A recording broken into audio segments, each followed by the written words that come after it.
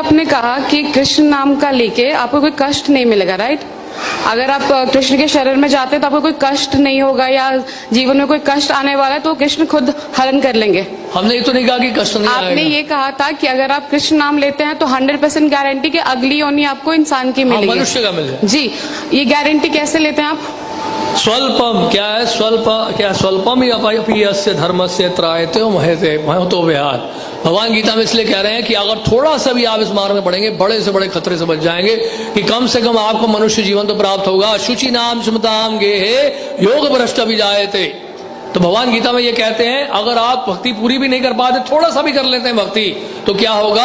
आपको ब्राह्मण परिवार में जन्म मिल जाएगा, धनी परिवार में जन्म मिल जाएगा, अच्छे घराने में जन्म मिलेगा और दोबारा भक्ति करने का अवसर प्राप्त होगा। और अगर मैं भक्ति ना करूँ तो? हाँ जी, अगर मैं भक्ति ना करूँ तो मुझे भक्ति ना करो तो कर्म के अनुसार चलना पड़ेगा। फिर कर्मणा देव नेत्र जंतुर देहो भवते। मेरे एक जानने वाले हैं, पिछले 10 साल से वो डिवोटी हैं यहीं के, ठीक है? अभी 6 महीने पहले उनकी फादर की डेथ हुई थी। ओके, तो ये कृष्ण भगवान ने ये जो कष्ट उनको दिया, क्यों दिया? वो तो 10 साल से इनकी डिवोटी थे। हमने तो बोला ही नहीं कि आप कृष्ण भक्त बनते तो कष्ट नहीं आएगा, हमने नहीं कहा ये। कल के मैं क्लास में गई थी, नहीं, हमने नहीं कहा ये कि कृष्ण भक्ति अगर करेगा कोई कष्ट नहीं आएगा। उसको कष्ट आएगा, कष्ट करने की जो सहन करने की दृष्टि बदल जाएगी। जैसे कि एक व्यक्ति जो है सड़क पे जा रहा है और साथ रास्ते में बैरियर्स हैं, स्पीड ब्रेकर्स हैं, तो एक व्यक्ति ठेले में जा रहा है, दूसरा व्यक्ति मर्सिडीज में जा रहा है। तो मर्सिडीज में जा रहा है, वो भी उसी सड़क से जा रहा है, झटके उसको कम लगते हैं। कहने का मतलब यह है कि कष्ट जो है भक्तों के जीवन में भी आता है, सहन करने की शक्ति भगवान देते हैं।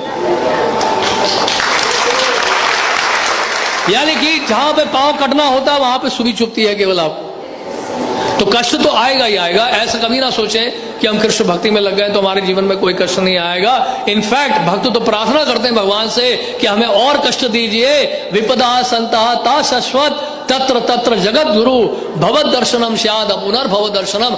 आप कुंती महारानी कह रही हैं आप हमें और कष्ट दीजिए, और कष्ट दीजिए, और कष्ट दीजिए, क्योंकि आप अगर कष्ट देंगे तो आप ही का स्मरण करेंगे। अब आपका स्मरण करने का मतलब यह है दोबारा जन्म मृत्यु जरा व्याधि के संसार में दोबारा नहीं आना पड़ेगा। तो आपका कहने का ये मतलब है कि अगर आप कृष्ण मतलब कुछ भी हो जाए भगवान कृष्ण के शरणों में रहो हमेशा। बस बस ये है पॉइंट। लेकिन कोई पॉइंट नहीं, बिल्कुल बहुत बढ़िया पॉइंट बोला आपने, तालियां बजाइए इनके लिए। एक मिनट, ये कोई पॉइंट नहीं होता। अगर भगवान कृष्ण के शरण में नहीं हो तो मेरे पास जरूरी कि मुझे कष्ट मतलब कष्ट तो वैसे भी आना है जिंदगी में, चाहे मैं रहूं या ना रहूं। जिंदगी में आना है, लेकिन यहाँ से कष्ट का निवारण आपको दिया जा रहा है हमेशा के लिए। जन्म मृत्यु जरा व्याधि के चक्र से आपको हमेशा के लिए छुटकारा पाने का एक सुअवसर प्राप्त हो रहा है।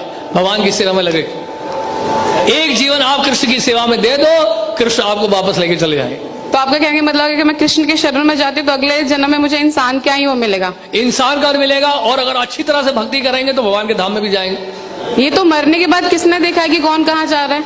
हाँ जी, मरने के बाद कौन जानता है कि कौन कहाँ जा रहा है? हाँ, इस बात की गारंटी कौन लेता है? सामान्य लोग नहीं जानते हैं, लेकिन भक्त जानते हैं। यम यम वापि स्मरण भावम त्यजते अंते कलेवरम तम तम एवैते कौन्तेय सदा तद भाव भाविता।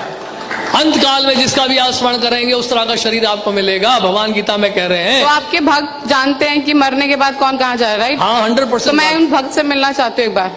जरूर मिलेगा, क्योंकि मुझे भी जानना है कि कैसे उनको पता चल रहा है कि मरने के बाद जा रहे हैं। उसके लिए आपको प्रोसेस अप्लाई करना पड़ेगा। जिस तरह से कोई आईआईटी के बारे में जानना चाहता है तो हम उसको क्या बोलेंगे, आईआईटी में पहले एडमिशन तो ले लो, आईआईटी में जो सिलेबस उसको तो फॉलो कर लो, वहाँ के प्रोसेस को तो फॉलो कर लो, वहाँ के रूल्स एंड रेगुलेशंस को फॉलो कर लो। इट्स अ काइंड ऑफ फोर्समेंट कि आप किसी को फोर्स कर रहे हैं कि जबरदस्ती हम किसी को फोर्स नहीं कर रहे हैं। आपकी इच्छा आप आइए, नहीं इच्छा मत आइए। यथा इच्छसी तथा गुरु, भगवान गीता में कहते हैं। भगवान क्या कहते हैं? किसी ने सुना तो नहीं है ना? भगवान कृष्ण गीता में 18वें अध्याय में कह रहे हैं। भगवान, एक मिनट, ये सिर्फ आपने बुक प्रिंटेड पढ़ा है, किसी ने पर्सनली सुना है भगवान को? पर्सनली किसी ने भी नहीं सुना है। जिस तरह से 2 + 2 4 आपने अपने टीचर से सुना, उन्होंने अपने टीचर से सुना, हमने अपने गुरुदेव से सुना। तो गुरुदेव हमने प्रभुपाद से सुना। जैसा स्कूल में जाते हैं तो टीचर सिखा रहे हैं 2 + 2 4। सुनने कृष्ण आप अपने टीचर से अभी कभी आपने पूछा है स्कूल में अपने टीचर से what is the proof that 2 + 2 is 4? What is the proof this is A, this is B? Teacher ने कभी जवाब दिया ना, आपने पूछा ना कभी वो जवाब देंगे। बट ये तो अंधा ज्ञान हुआ ना फिर। हाँ, तो इसका मतलब जो स्कूल में पढ़ाया जा रहा है वो भी अंधा ज्ञान है। स्कूल की बात नहीं है, आपने कहा कि जो आपके गुरु ने बताया स्कूल आपने की वो बात चीज ही कर है, ली। क्योंकि ज्ञान तो ज्ञान है, वो भौतिक ज्ञान है, आध्यात्मिक ज्ञान है। भौतिक ज्ञान में आप विश्वास कैसे कर लिए कि 2 + 2 4 होता है? आप कैसे मान लिए ABCDEFGHIJ है? आपने कैसे विश्वास कर लिया अल्फाबेट्स को? टीचर कहता मैंने अपने टीचर से सुना, वो टीचर कहता हूं मैंने अपने टीचर से सुना, राइट? ये है सिस्टम ऑफ अथॉरिटीज को कहते हैं डिसेंडिंग प्रोसेस। इसी तरह से गुरु परंपरा के माध्यम से, एक प्रमाणिक गुरु परंपरा के माध्यम से हम जान पाते हैं भगवान कृष्ण की शिक्षाओं को। सबसे पहले आपको ढूंढना पड़ेगा कौन सी यूनिवर्सिटीज हैं बोनेफाइड हैं, कौन से स्कूल हैं जो रिकॉग्नाइज्ड है CBSE के द्वारा। उसी तरह से वैश्विक सिद्धांत को समझने के लिए, इस आध्यात्मिक ज्ञान को प्राप्त करने के लिए हमें सबसे पहले ढूंढना पड़ेगा कि प्रमाणिक स्रोत कहां कौन सा है जिससे हम भगवान कृष्ण के बारे में जान सकें। इसके लिए हमें शास्त्र पढ़ने पड़े, तो उन शास्त्रों में इस प्रकार से वर्णित है। और बताइए। बस ठीक है। I will ask you one